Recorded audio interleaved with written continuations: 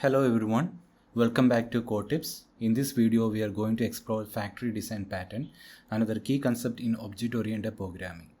We will look at what it is, why it is useful, and I will walk you through an example using payment processing system we have discussed in the previous video. So let's dive in. First, what is factory design pattern? Factory design pattern is a creational design pattern that provides an interface for creating objects but allows a subclasses to decide which class to initiate.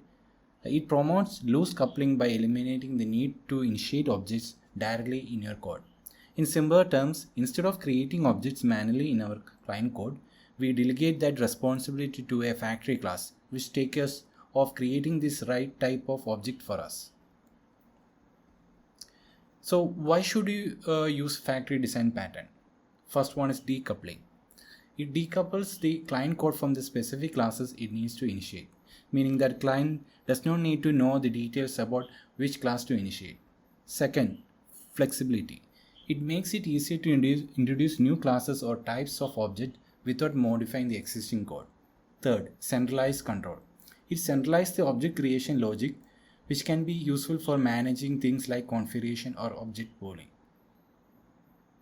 Here you can see that we are creating various instances like credit card payment, PayPal payment to process this payment.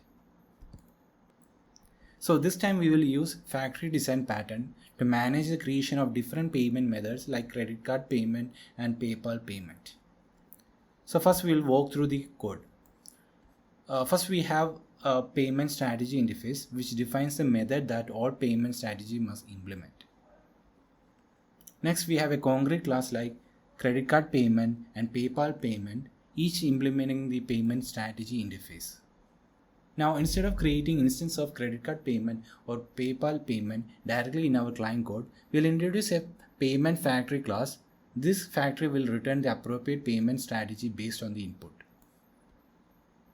Finally, let's see how to use the payment factory in our main class. The client code no longer needs to worry about which specific class to initiate. It simply asks the factory to provide the right payment strategy. By using the factory design pattern in this example, we achieve decoupling, maintainability, and simplicity. Decoupling means like client code does not need to know about the specific classes involved in the payment processing. And maintainability means we can easily add new payment methods by simply adding new class and updating the factory.